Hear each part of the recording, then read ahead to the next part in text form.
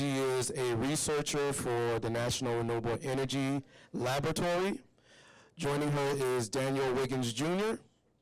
He is of the Chippewa Indians, council member, and we have Mr. Jake Glavin. He is the founder of Woven Energy and executive director of MTERA. MTERA. And without further ado, Laura, take it away. Thanks. Is this okay for the virtual? Talk louder or good? Okay. Hi, everybody. I'm Laura Beshilas. I am from the National Renewable Energy Laboratory, NREL for short. We are in Golden, Colorado. We are one of the national laboratories under the Department of Energy. Bonjour, wabe beneshe digital cause makoda dem mushkizibi and Nunjaba. My name is Daniel Wiggins. As you mentioned, I'm on tribal council, but I first started in the energy world as an energy coordinator. I've been doing energy projects for about 7 years now, strategic planning, policy building, and implementing microgrid projects. Look forward to discussing stuff with you guys. And good morning, I'm Jake Glavin. I serve as the executive director for MTERA. Who in the room has heard of or knows of MTERA? Just curious. So quite a few folks. For those of you who do not, MTERA is the Midwest Tribal Energy Resources Association. It's a nonprofit intertribal group comprised of tribal energy champions across the Midwest. So we kind of align our territory with EPA Region 5, so mainly Minnesota, Wisconsin, Michigan tribes. We have several board members here today. In addition to Daniel, we have Sarah Smith. I'm going to make you stand up. We need some clapping. These are the leaders of MTERA, so they're appointed by each tribe, and they serve on the governing board of MTERA. So we have Sarah, we have Brandy Toft, who's the chairwoman of MTERA, also joined by Eugene from Leech Lake Band of Ojibwe, and Mike Troji from Oneida. Did I miss anyone? And we do have a pretty high-tech promotional video here of MTERA, but really what we're all about is taking the waterfall of information and opportunity and trying to distill it into a drinking fountain of water, or even better, beer or wine or whatever your drink of choice is. That is to say, we like to have fun. You know, like this can be very complicated, dynamic, stressful. You know, burnout is a real thing right now. We get together every month and try to have fun around this. I really think it's kind of an extension of what we're doing here this week, meeting people, learning, taking away, 1, 2, 3 things a month at our MTERA board meetings to take back to your member tribe. So with that, here's a little promotional video done by Give Visuals, a great nonprofit. We are MTERA.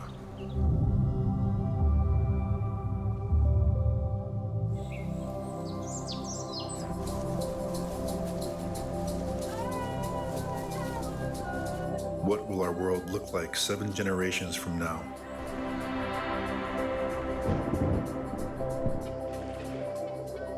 Through our oral histories and traditional teachings, Native communities have long been warning and speaking of the need to live respectfully with the earth. This is a part of who we are. It is our duty to protect the health of the earth for our children today and for generations after we are gone. We are MTERA. We empower tribes to manage tribal energy resources through collective action, respecting the sovereignty and unique cultures of individual tribes. We plan to build innovative tribal energy projects that leverage the collective strength of our members. Be a part of the change. Join us.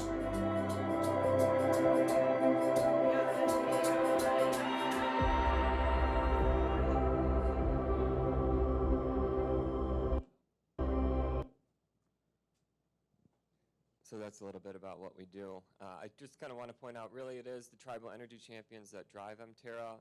And, folks like Daniel, Sarah, Brandy, Mike, they all wear different hats. I know I heard yesterday it's so important to have the right person in the right position. I think what's interesting about our MTERA board members is the positions are all over. I mean, we have tribal council members, we have lawyers, we have air quality specialists, we have economic development specialists. And, in terms of the right position, I would say most of the folks on the board, they probably feel like they have many positions even within the tribe. And MTERA is just one of the many things they do. Oftentimes, it's not just energy that, you know, folks like Daniel and others are focused on. It's the environmental, the land, the air. And so what we're really trying to do is just bring the people who are really carrying the weight of planning and deployment on tribal lands together to talk, to share information. And we really also want to focus on projects where it makes sense for all of the tribes to work together. For example, transmission planning in MISO. Very complicated, takes 10 years or so. It's very hard for one individual tribe to really get involved in that, understand it, and shape how that's done.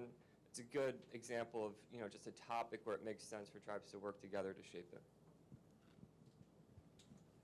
All right, so our agenda for today, I will talk briefly about the project that we're presenting on. Jake will go into part of that project. I'll talk about the Agua Caliente Band as a really good case study. Then Jake will talk about the IRA. I know we've heard a lot about it already, but we've got a different spin on it. And then we'll talk about kind of like what comes next and, you know, how NREL might be able to work with your tribe. So our project is titled Addressing Regulatory Challenges or Barriers to Tribal Solar Deployment. So to kick things off, let's talk about solar on tribal lands and renewable energy for tribes in general. So tribal landmass currently represents about 2% of the country's total landmass, but about 6.5% of the total utility renewable energy technical potential. This image shows the PV generation technical potential by reservation. You can see that some reservations have really, really strong utility scale technical potential. And now I've said technical potential like 10 times. That is the achievable energy generation given system performance, topographic, environmental, and land use constraints. So what is feasible? Obviously, you probably get a ton of sun. Not all of it can be captured. So we have realized, and you all probably have realized way before NREL did, that this resource is really largely untapped. Tribes are actively seeking to engage in solar. We did a review of 35 strategic energy plans from tribes. 32 of those tribes are actively trying to figure out how they can explore solar options. But a lot of those tribes have realized there are huge regulatory hurdles to achieving solar. So our project, which is a partnership between NREL and MTERA, is working together to articulate what are those key regulatory challenges that tribes face when developing solar. And we're looking at regulatory barriers that happen specifically or disproportionately because projects are located on tribal lands. Obviously, anybody looking at solar faces regulatory barriers. Like, that's not new news. But these regulatory barriers tend to impact tribes a whole lot more than just, you know, a town trying to put something on their community center's roof. So, again, regulatory challenges. So this image gives a pretty good overview of the project thus far. It's been about a 3-year project working together. We spent a year and a half talking to utilities, regulators, and tribes about what they see as barriers to tribal solar deployment.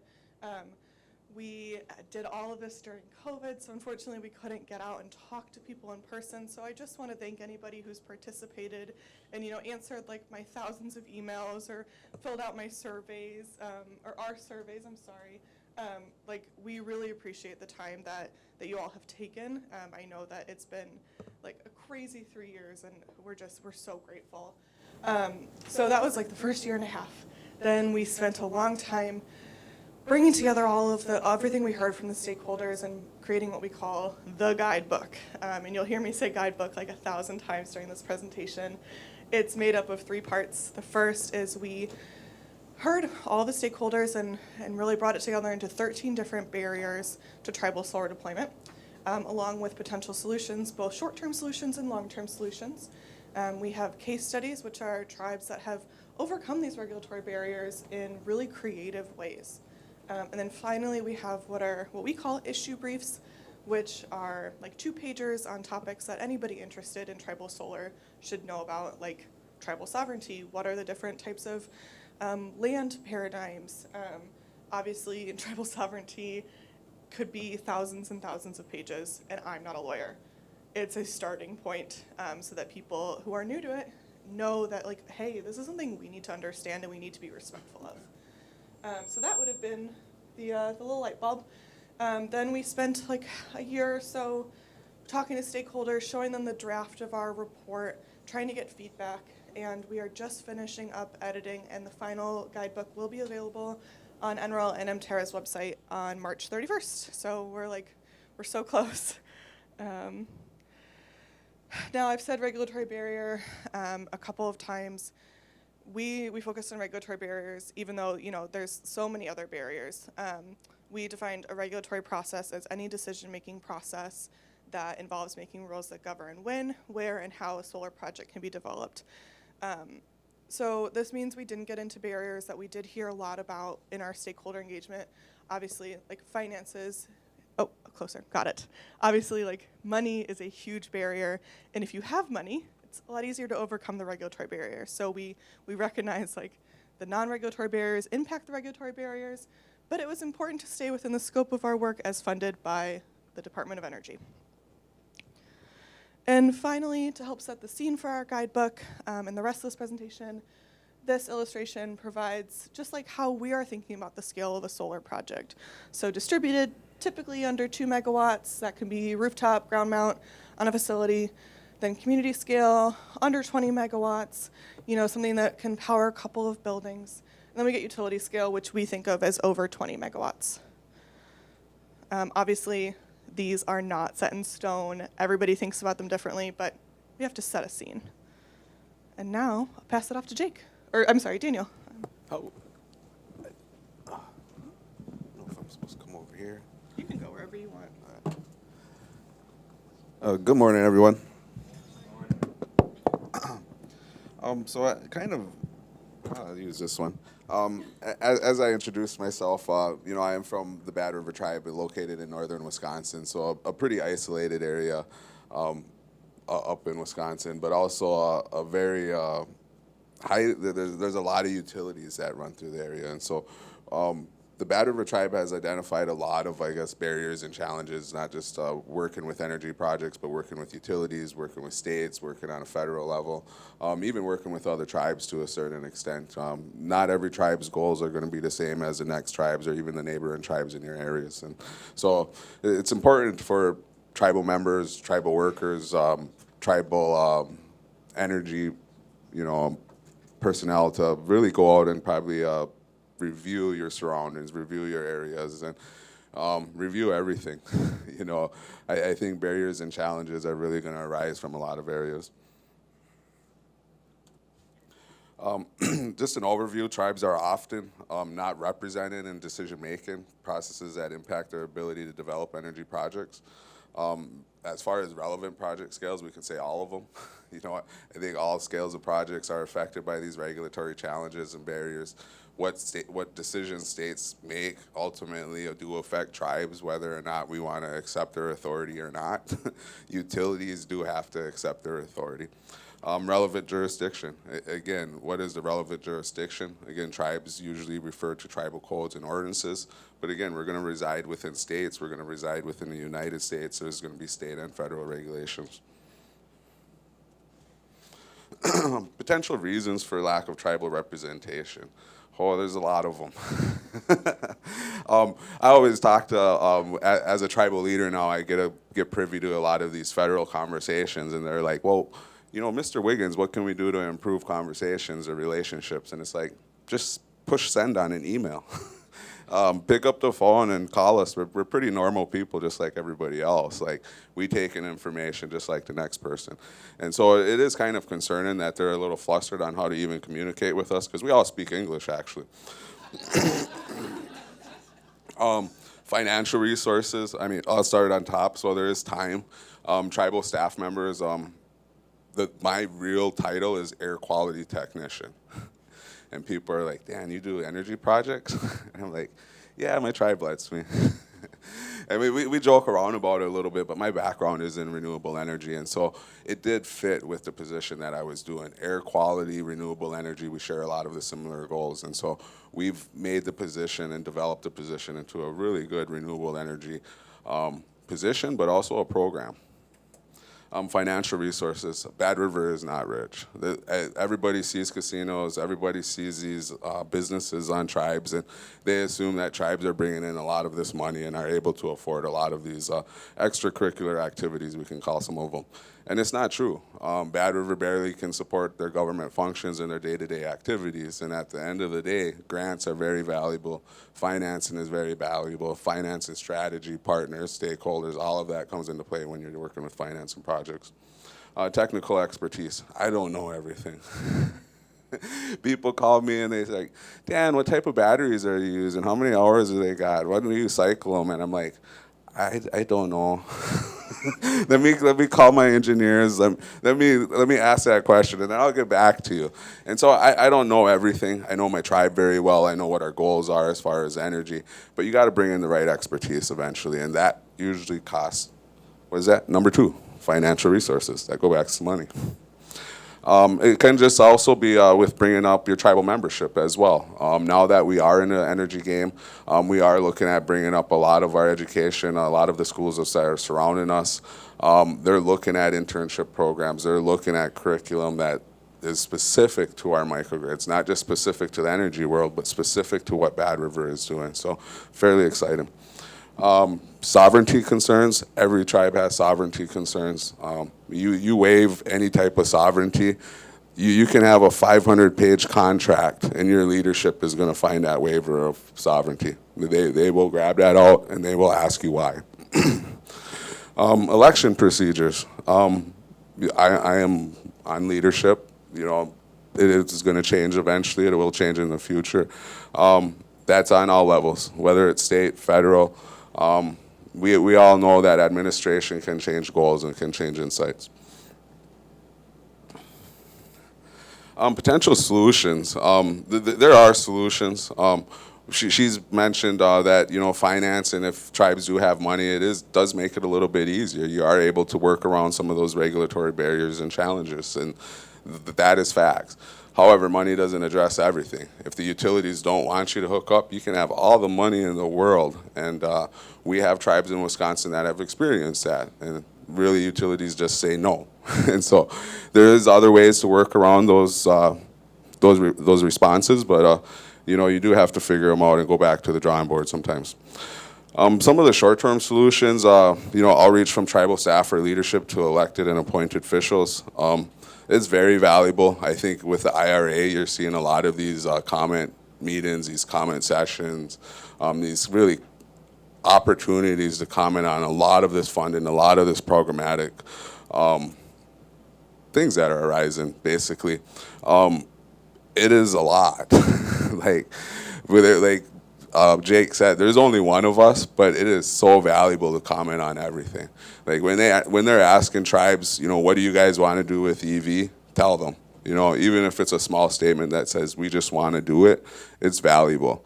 Basically, Bad River did that with our Department of Transportation. They said, yeah, we want EVs, and now we're on the map to get EV chargers with the DOT. And so little small comments on some of these comment periods can, you know, make great strides for just getting access to funding and stuff.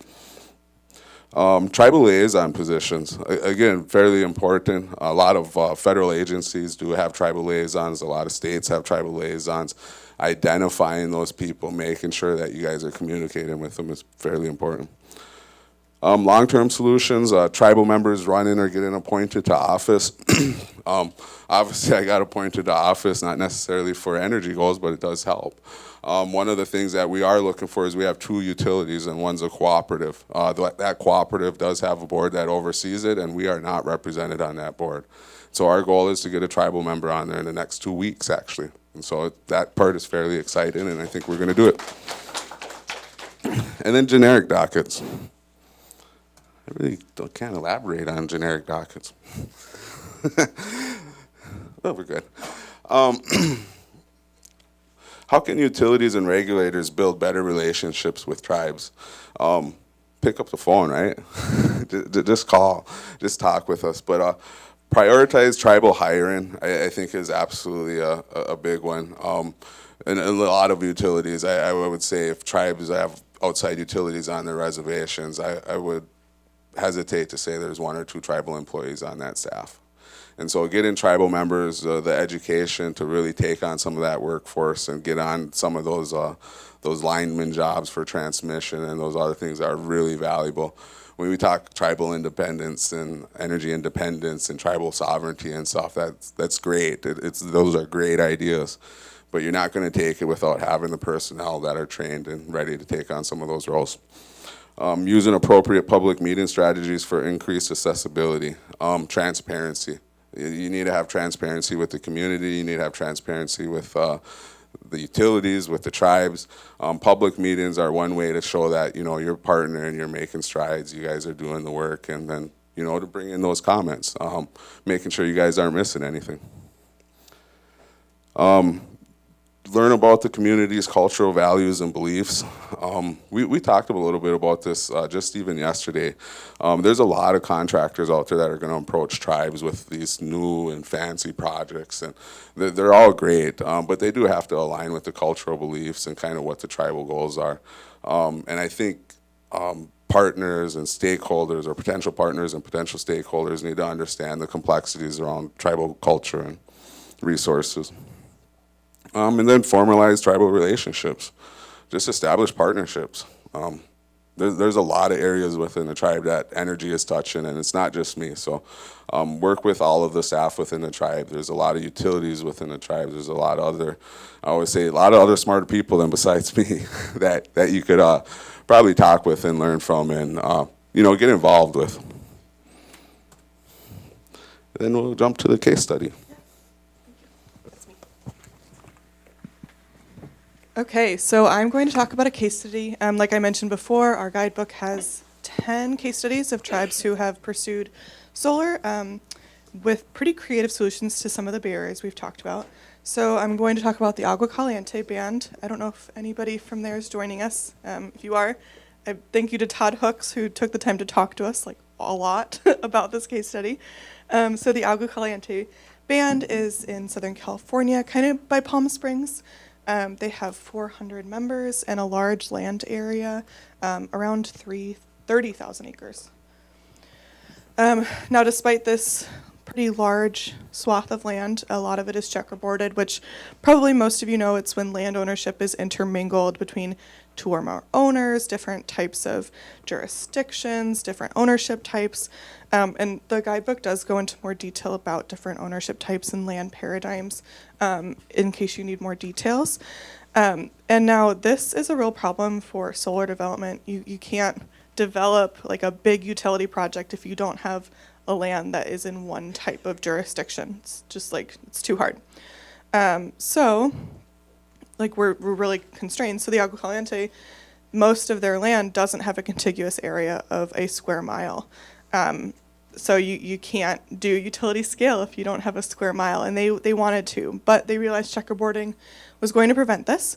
So what they did instead was pursue some facility scale size solar. So they did an 8.25 kilowatt system in the Indian Canyons, which is that blue, and then an 80 kilowatt parking structure. So they did that 80 kilowatt parking structure that offsets a tribal building. But when they were planning the project, they found that the utility didn't have the right compensation structure for a project that is non-residential and non-commercial. It's kind of like a weird one, right? So what the tribe did was work with the utilities tribal liaison to create a mutually agreeable net metering rate. And in the end, this like pretty small looking structure reduced that one tribal office building's electricity costs annually from $22,000 to $200. So a very big impact from a relatively small project compared to what the tribe had wanted to do.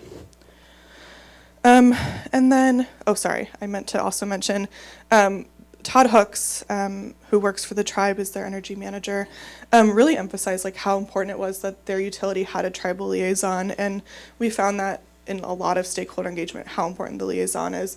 And Daniel mentioned that a little bit, but I wanted to just emphasize, I don't know if there are any utilities in the room, but it's really important in maintaining strong relationships, in helping tribes navigate utilities. If you've ever tried to talk to utility, it's really hard. There are so many people, there are so many offices. I'm not convinced they all talk to each other. A tribal liaison can help you navigate that. And then finally, Agua Caliente found that it was kind of hard to convince tribal leadership to invest in a solar project. Solar's kind of new. I mean, relatively compared to like casinos. People don't quite understand the economics of it. It has a really high upfront cost and a long payback period. And compared to like hospitality, tourism, and gaming, it's not as easily understandable. So it can be seen as riskier. So what the energy division at Agua Caliente decided to do in convincing their tribal leadership and in convincing their community members that solar is important is really communicate the other values. So energy resilience. Why is solar important for increasing the energy resilience of our tribe? Why is it important? How does it help protect us? What are the environmental benefits? Like, why is it so important to be walking away from fossil fuels and moving towards renewables? And finally, economic diversification value. Like, we need to diversify our revenue streams and also our cost saving streams. Like you saw before, that's a huge, huge cost savings that parking canopy had. So I am going to pass it off to Jake now. Thank you, Laura. And so hopefully everyone's not sick of the IRA. I'm going to touch on this again today, but from a very specific standpoint, which is the regulatory barrier that the pre-IRA world had when it came to the ITC and how the IRA fixed that. So I guess before kind of getting into this barrier 10 that's in the guidebook, I just kind of want to mention we spent a lot of time in this guidebook really trying to organize everything that we heard into these 13 barriers. And for each one of the barriers, we described the barrier. So what is the regulatory issue that is holding up tribal solar projects? So describe the issue. Who is the jurisdiction that is kind of causing the issue? What size projects are affected by that issue? And then what are kind of these Band-Aid fix and what are the long-term fixes? Barrier 10, so we spent a lot of time on this ITC issue, was about the non-taxability of tribes and the investment tax credits. I think to put this simply, the way the previous ITC was written, it prevented tribes from owning large-scale solar projects. When you get into kind of the $100 million plus type project, the ITC, which was around 30% of a potential discount on the upfront cost of a project, could not be monetized by tribes. And when you think about the markets here, so if you're a tribe and you're trying to do a 100 megawatt project that you want to own, you do not have the federal income tax, therefore you cannot take advantage of the 30% credits. The market is competitive, so to get funding, to get a loan for a $100 million project, you need to secure a revenue stream. That is about finding a buyer. Buyers can go out to the market and say, hey, I want 100 megawatts of clean solar electricity, give me your best price. A tribally owned project is essentially paying a 30% premium. It's going to price them out of that competition. So that's what just leads me to say the way the previous ITC rules worked, it prevented tribes from owning large-scale projects. When you get into kind of medium-sized, smaller-sized projects in the 10 million or less range, there are grants out there that provide the opportunity for tribes to own projects, because if you can get a DOE grant for $4 million for a microgrid, you have a $10 million project, you kind of got a 40% discount. So that's why I said when you get into those smaller scale projects, the ITC was less of an issue. Tribes could deploy the model that reflects self-determination, where you want to own the project, you can get enough of a discount through grants on those smaller scale projects. But when you think about the grant world, you kind of, the DOE deployment grant, which has kind of been the gold standard historically, caps the grant at around $4 million. I think it's now $5 million. So on a $100 million plus project, that's not what really matters. That 30% ITC is what mattered. And so that was a huge issue. I think another good way of putting this is all large-scale projects essentially took advantage of the ITC, and tribes could not. So this put tribes in a position where they have the desire to spark economic development by creating revenues through large-scale solar projects, and they were forced to work with non-tribal entities. limited options when it came to the negotiating table around those projects. Oftentimes the large-scale projects that were done in the past were land lease deals. Tribe did not really have that equity stake. There was the short-term workaround that we spent a lot of time describing, which was about these partnership flip models. So bring in a non-tribal entity, monetize the credits through them, and then flip the ownership back to the tribe once they've monetized the credits and taken advantage of all the depreciation value. So we spent a lot of time on that, and now we have to shred it all up because the IRA was approved in August of 2022, and this is a real game changer. So we are in the process of revising barrier number 10 to reflect these new rules. So to do that, we opened up the IRA and started reading it and then fell asleep and then did what everyone else does, which is call Pilar Thomas. And so she's helped us sort through some of this. And I should mention, she's a good example of just the value of MTERA, where we work with her on a monthly basis to help digest what's out there for our member tribes in terms of funding, in terms of these types of regulations and policy changes. There's a ton in there. This is not about the waterfall of funding. This is not even about all the clean energy tribal stuff in there. It's really about two regulatory changes that impacted that issue that I just mentioned. And that is section 6417, which is this direct pay option, and 6418, which is the transferability of credits.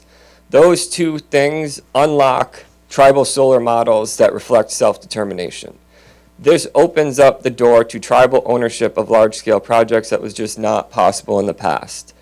So the direct pay option, you've heard a little bit about this, but this is essentially for tribes and other entities like cities who do not pay federal income tax to directly receive a refund from the Department of Treasury to reflect the amount of the credit that they would have gotten. So that table has a bunch of small numbers, and there's a bunch of legal jargon about how you get all these base and bonus credits. But the bottom line is what's at stake here is typically around 30 to 60, even 70% off the price of the project. That amount can now be paid through a direct pay, which is basically a check that's going to be written by the U.S. Treasury to the tribe on the project. The details of exactly how the tribe applies for that, how long it takes, is still coming out through guidance. And again, we meet monthly with Pilar to update us on how that is going to work. But what you should know is that option is now available. It does seem like, especially after 2025, this direct pay option, there may be projects that are tribally owned that can't tap into direct pay. In that paradigm, that's where this transferability of credits comes into play, which is even though you're not getting a direct check from the Treasury, you can essentially work with an unrelated party, meaning you're not an owner of the project, to get cash for those credits. In that path, you're obviously going to be paying a little bit to a middleman, and there's going to be transaction fees, but the bottom line is there's still a pathway to monetize the credits. These two things are huge. It completely changes the paradigm, and it reflects the long-term solution that we were asking for when we originally wrote up barrier number 10. But I just think, even if a tribe does not own a massive project, just by having this as an option opens up the negotiating table in a completely different way because tribes can own it. And some of these bonus credits, it's just the nature of having the project on tribal lands gets you that credit. So you are now in a very good negotiating position when it comes to even working with non-tribal entities who want to develop solar on your land. I think this just reflects the ideal situation, which is the tribe has an energy plan. Large-scale solar development for revenue generation, economic diversification is part of it. The tribe is in the driver's seat for that plan, and part of that could be owning these projects, combining the ITC with the Tribal Energy Loan Program, which now has much more money to work with. And as we've heard, those folks are hungry for projects and waiting for these projects. This is really just a new paradigm for tribes, and especially for these large-scale projects that are so important to get to this kind of 6.5% potential of solar on tribal lands. You need these large-scale projects, and now tribes can be in the driver's seat and own those projects. We can get into some of the Q&A around specifics on the IRA, but I'm not a lawyer. I am an engineer, but I like thinking practically about how this is going to work. I think that's all I have. Yeah, thanks, Jake. Okay, so we will have time for a lot of time for questions at the end. I just briefly wanted to mention that the draft of our guidebook is on MTERA's website. The final version will be on NREL and MTERA's website on March 31st. And then briefly, I also wanted to just talk a little bit about NREL and how we can serve tribes. We have what we call technical support services agreements. Basically, we have a huge menu of things that you can contract NREL to do. I am not trying to sell you any services. I just want to mention that, you know, if you need an answer really fast, this can move more quickly than technical assistance, even though I love TA. It's easier, I guess, to say what NREL can't do than what we can do. We can't do an energy efficiency audit. We can't design a system. We can't do anything that competes with the private sector. But, you know, if you want somebody who's reviewing your RFP or reviewing the responses to an RFP, that's something that NREL can do and help you understand your options better. My wonderful colleague, Liz, is in the back, and she runs this program. We also have our cards on the table. But then I just said, that was fast in TA. If you are interested in a technical assistance opportunity, the Energy Transitions Initiative Partnership Project, an application comes out in February. That is this month. Comes out in 2 weeks. And it is a collaborative effort under the Department of Energy to provide technical assistance for remote and island communities. And I think a lot of tribes would qualify as remote. And it's helping figure out how to make moves in energy resilience. And I should note that Sandia National Lab is a partner, as is Lawrence Berkeley and Pacific Northwest National Lab. And if you have any questions about that program, my card is also over there. And thank you so very much. We would love to talk to you more about this. If you have any questions, I will stop talking.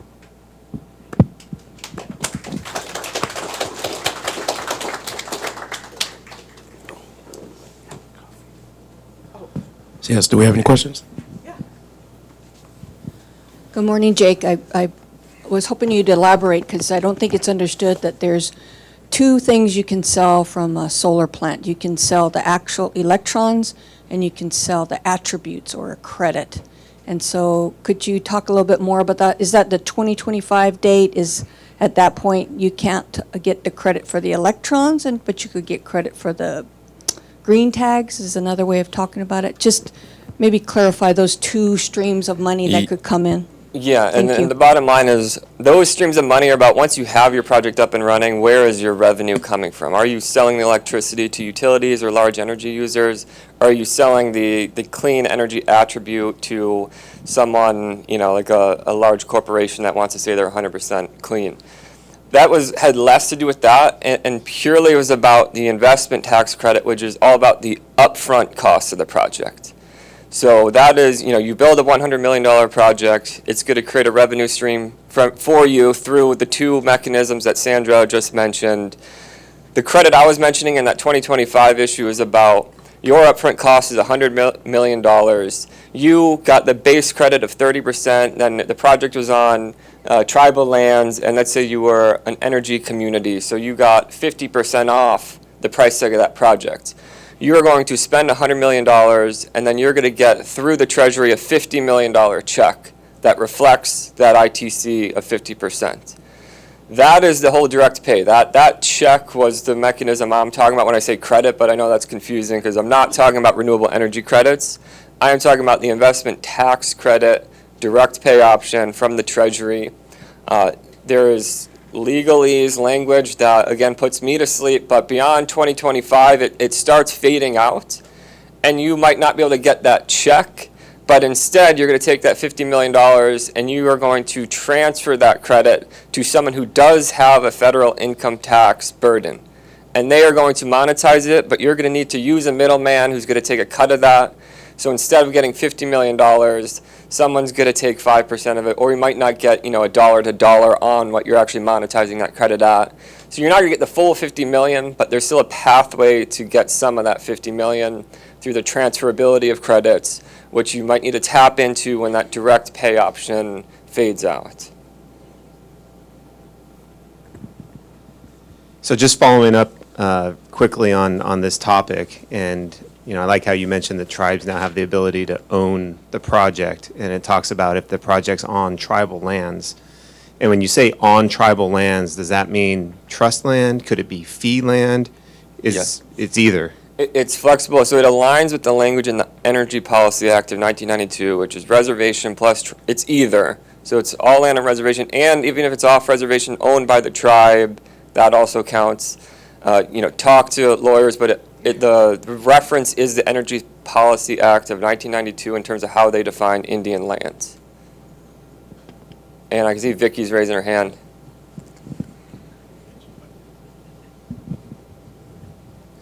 And while we wait for that, just to clarify, tribes not being able to own projects, that is in the past. That is in the past. The IRA changes that. That was about when you're dealing with a $100 million project in the pre-IRA investment tax credit world. It just did not make sense for tribes to own projects. But now that should be an option that tribes consider. And even if you decide that's not the best path for your tribe, that option should give you more leverage in negotiations. And you should take the bonus credits, even if it's not owned by the tribe. 10% of that credit, like a $100 million project, $10 million is just because it's on your land. That should go to you, even if you don't own the project. And you could consider things like leveraging that to get some equity in the project, even without the capital. So there are options on the table now. Tribal ownership is one of them. Even using that to get strength at the negotiating table is also something to consider. Vicky.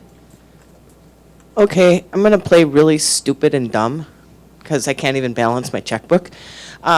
So when we're can you just kind of in a very simplistic way explain how that might work? So let's just say a tribe's been working on a project before they apply for any of this funding, right? There's some upfront cost, and they want to go for this and get this credit. And there's an outside person who wants those tax credits. Does that have to be a competitive process? How does that, in very simple terms, can you explain how that works? Because I'm confused.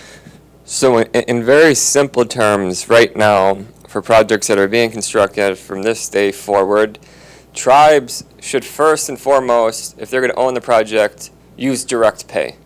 And with direct pay, you don't even have to think about non-tribal entities. It is you paid $100 million for a project. You are going to go through the math on what boxes you checked in this table. It's going to make you eligible for a 50% credit. You don't need to work with anyone else but the Treasury to get that check. And so that's the simple way to think about that over the next few years. If you are owning and building tribal solar projects, use direct pay. And you're not selling the credits, you are getting a check. Once you get into 2026 and beyond, but I can't plan that far out, but then you get into situations where you might need to work with other entities that can monetize those credits. And that is when the direct pay no longer, your tribe is no longer eligible for direct pay.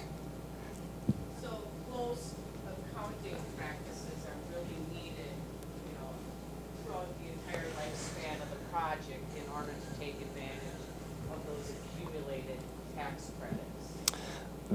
Close accounting practices should be used in general, but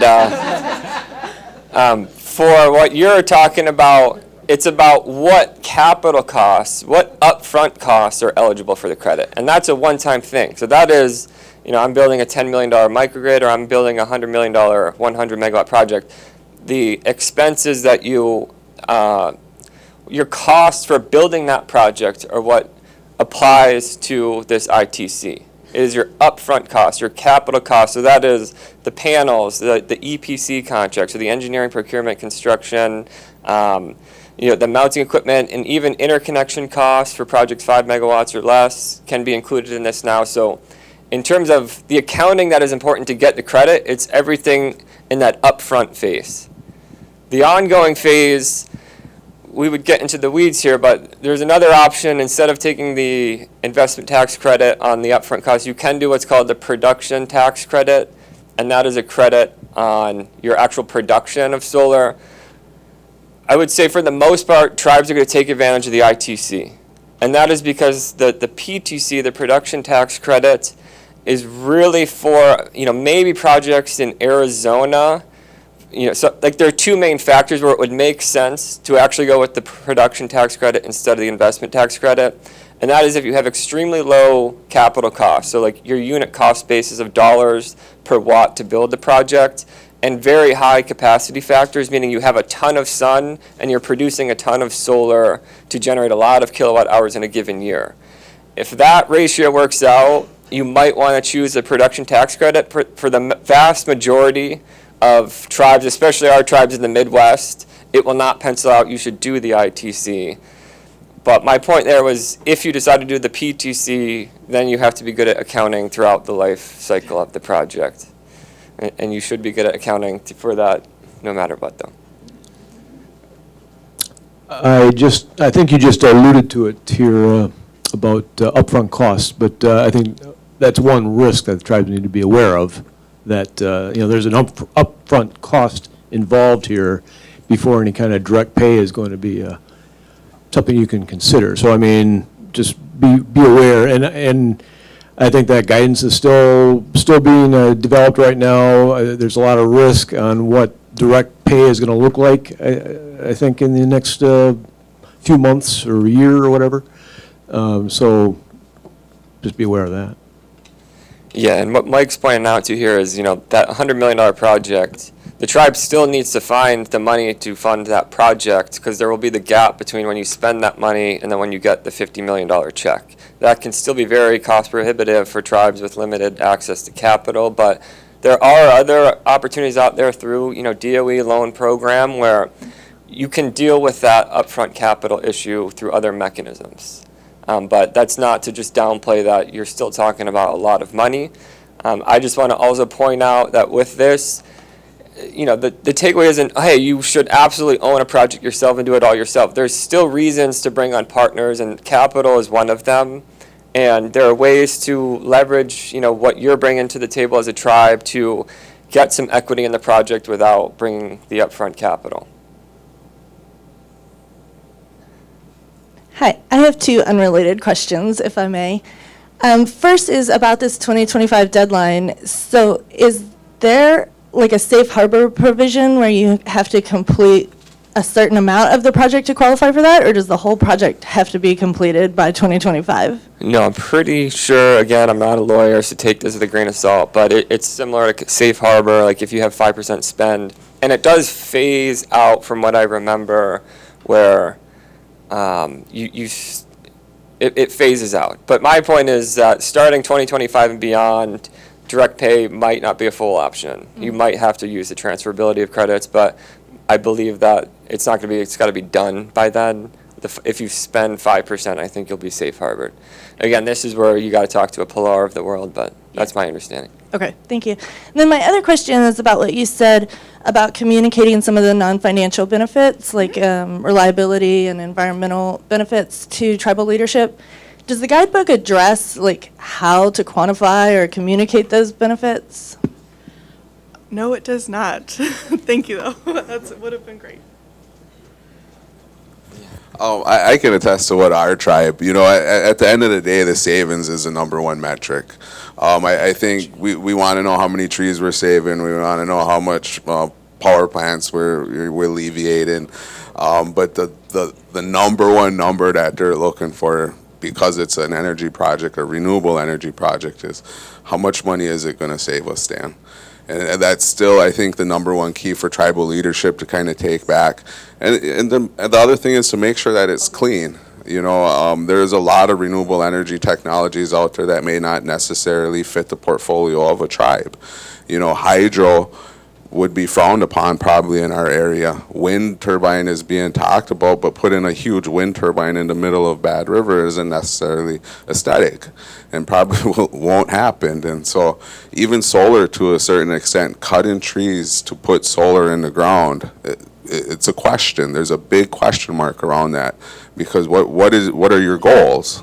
Usually they're clean energy, and if you're cutting trees to accomplish those goals, you're already digging a bigger hole, essentially, before you even start the project. So leadership is still going to lean on kind of the savings factors. They want to know how much the project costs and how much money it's going to save you, and when is that payback period, especially if they're investing. I'll mention something too about ownership. There's a thing about energy independence, and a lot of tribes approach this with owning everything. Like, for us, that means we're going to own it all, and it's great. That's a great thought, and if you can achieve that, awesome. But at the end of the day, for poor tribes to kind of approach it that way and say, hey, we want to own everything, well, you better be able to fix everything then.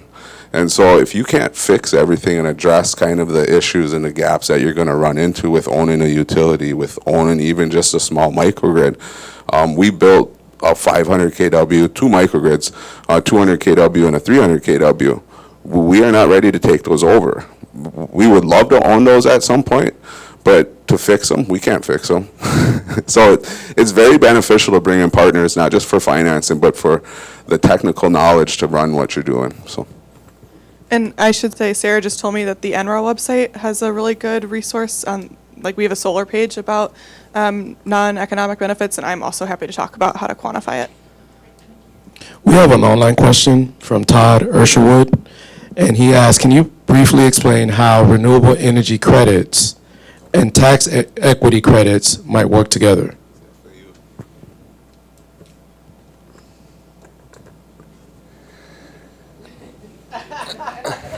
So, I mean, I think bottom line is when you're in the upfront stage of a solar project and you're trying to get financing for these huge projects, you're thinking about all of the dollar signs. The dollar signs in the upfront costs, and then the dollar signs that happen on the revenue and the cost side once the project is up and running and shooting electrons out to the grid. As we mentioned, the renewable energy credits are that revenue stream for as you're producing electrons, you're getting credits. Those credits have a value, and you're selling that to the market at $1 per megawatt hour value. That, you should just think of that as what the lenders are looking for, which is a reliable revenue stream across those RECs, the renewable energy credits, plus whoever's buying your power. And just so the average person is a large utility. Combining those two things is what your reliable revenue stream is, and that is what banks and lenders in the DOE loan program is going to want to see when you do your upfront feasibility study to say, hey, this project pencils out. I'm going to build it. It's going to cost $100 million. I'm going to get that $50 million investment tax credit, and then between selling the power for $30 a megawatt hour and then selling my renewable energy credits for X dollars a megawatt hour, this is going to work. And that it really gets all bundled together in that moment where you're trying to get your funding together. I think the question is kind of just also pointing at, like, is there an entity that might want to buy both of them? And especially when you get into that transferability of credits realm, I think that very well, there might be a buyer that wants to buy both of those things. And so in that case, it could very well be bundled. But I think for this direct pay world, it's really going to all come together when you're trying to get the lending and equity together at that upfront moment where you're trying to get the project to pencil.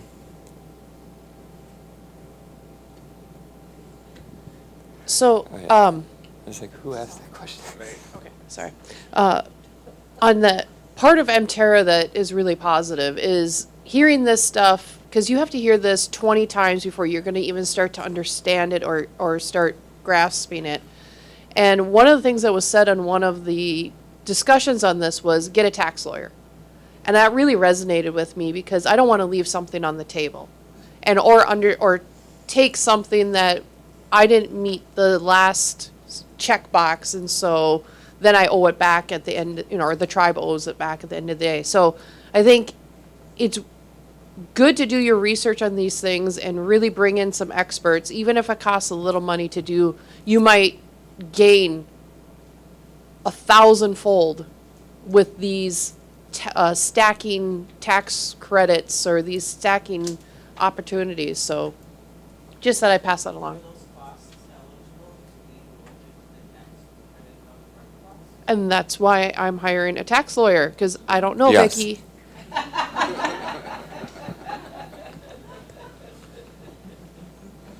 We have another question over here. Bourgeois, how do substations play into this IRA credits and money coming out? I think they play a key role into tribes' energy plans in the future. One thing, being able to buy and sell power off the wholesale grid?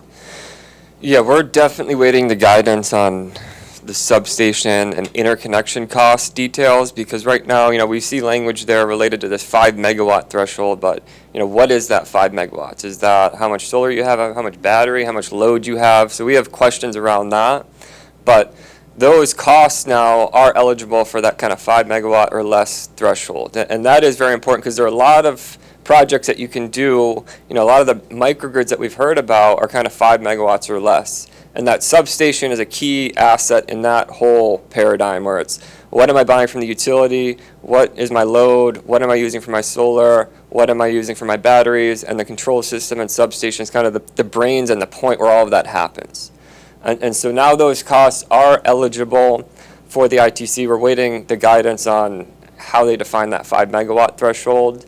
But when it comes to substations too, and I know Daniel's in the middle of kind of the tribal utility path, it's really kind of a good symbol of the asset that is connected to a tribal utility, where that is your key to the market. That is where, if you have that substation, you own the lines beyond it. You are now utility. You're kind of dealing with the whole retail transactions that are generally state regulated. You get out of that state regulated paradigm, and that substation is really your connection to the state regulated electric utility world. Miigwech. Do you have anything to add to that? Another online question? Okay. All right, so we have from Sharon Brown. The question is a third-party developer an approach that is acceptable for large-scale solar projects for tribes? Yes and no. And it depends is like probably the famous answer, because it really does depend. Bad River, I'll just point to, is in a very weird circumstance because we reside in the state of Wisconsin, and so they don't essentially allow it. And so for a partner to come in and kind of abide by those rules, you got to kind of play with how you do the ownership structure. And so how that third party actually develops is it doesn't necessarily look like a third party. And so I'm glad the DOE's not listening, because finance and strategy does play in how you use grant money and how you fund projects. The IRA is changing it a little bit, so you might not even need a third party. But like I said, I think they're still beneficial to bring in those stakeholders, those technical resources, because tribes don't know everything. And so you probably do want to still partner with a lot of the, whether it's a utility, whether it's a microgrid builder or a solar investor. I think there's a lot of benefits to bringing those in and partnering with them.